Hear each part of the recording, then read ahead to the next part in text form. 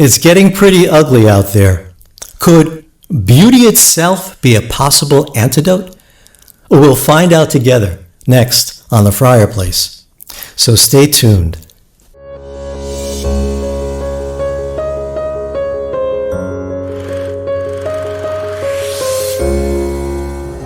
Beautiful people, you live in the same world as I do, but somehow I never noticed you before today.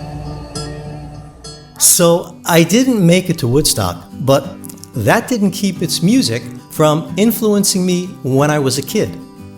Like the song Beautiful People that we just heard a little bit of by the folk singer and Woodstock alum Melanie. Now, it's not a song about cosmetic or surface beauty, the kind our culture esteems, but rather it's about the beauty we all carry around within us. The beauty that, when recognized, has the potential to transform not only the individual, but society as a whole. And so in her song, Melanie suggests that as a reminder of the beauty that really matters, we all should wear Beautiful People buttons. Well, she was only 16 when she wrote the song, so let's give her a break. That said, failing to recognize the inherent beauty of another person is a dangerous thing. By doing so, we wind up, where we are today, frankly. Because when we don't admit to the beauty of another, we also don't admit to their being made in the image and likeness of God. And when that's tossed away, then anything goes. Take, for example, the horrific shooting a few years ago at the Mother Emanuel Baptist Church.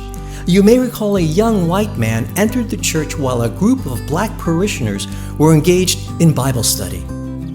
After staying with them for an hour, he got up and started shooting them, killing 9 of the 12 participants. It was classified as a hate crime. Hate can only exist when the inherent beauty of another is ignored or denied. The fact that people do ugly things, horrible things, cannot refute the concept and doctrine that we are each of us made in the Imago Dei, the B'Tselem Elohim, the image of God.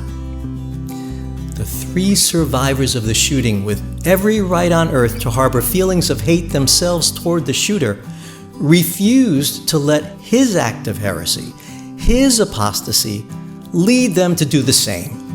And so instead, they forgave him. When the absolute of beauty is absent from our lives or compromised for whatever reason, our ability to survive, flourish as a beautiful people becomes itself compromised. And that's where I think we find ourselves today. Making matters worse for us right now is this pandemic, which has shuttered concert halls,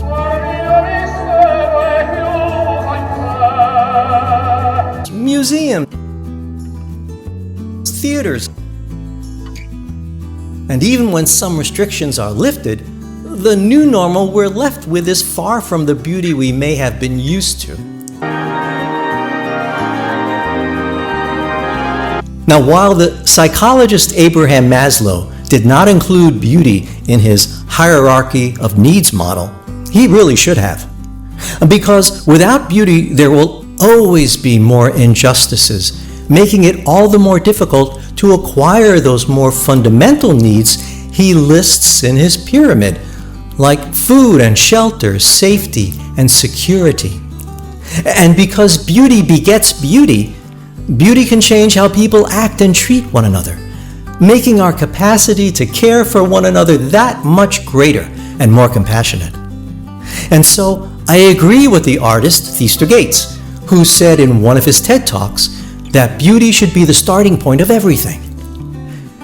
And I agree with Pope Benedict XVI, who attributes the transformative power of beauty to its being the door to the infinite.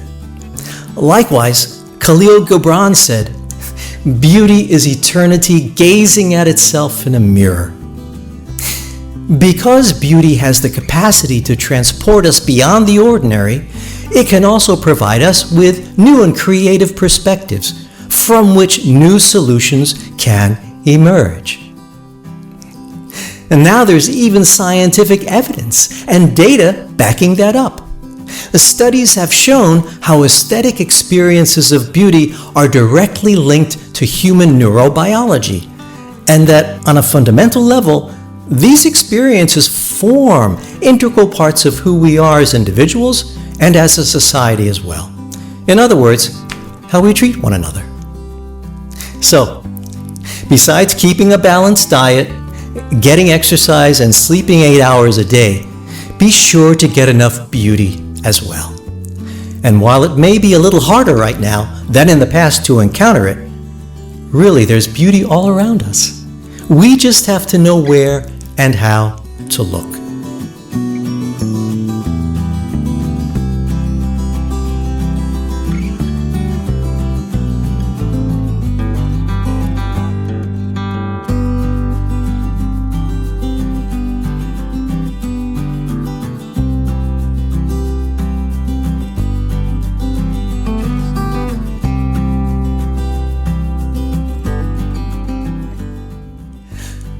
Now, what kind of a Franciscan would I be if I didn't mention the important role nature plays in not just our appreciation of beauty, but also in how we come to an understanding of God?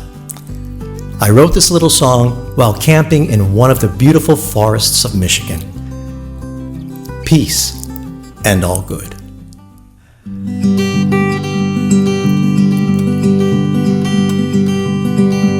For the beauty of the earth, of the sky and the universe,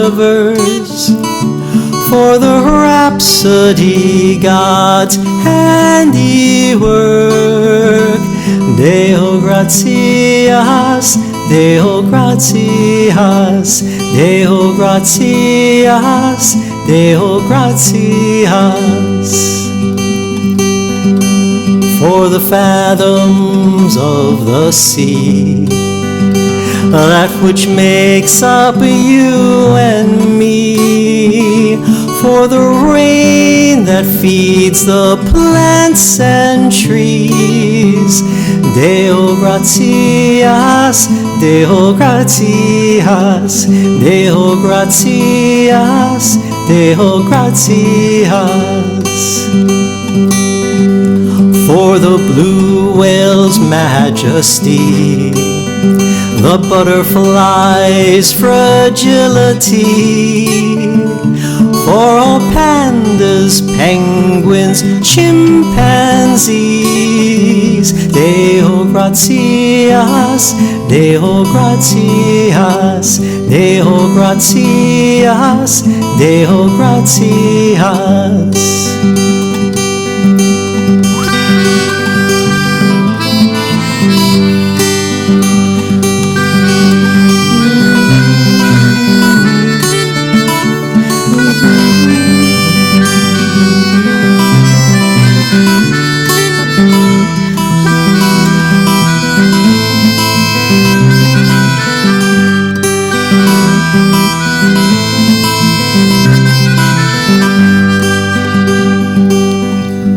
For the holy human heart, set to beat by God's own spark, for the love that it alone imparts.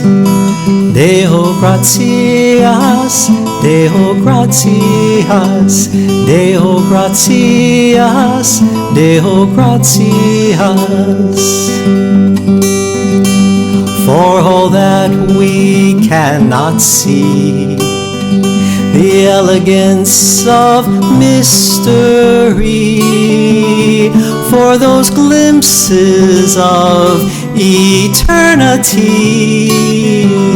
Deo gratias, Deo gratias, Deo gratias, Deo gratias, Deo gratias, Deo gratias.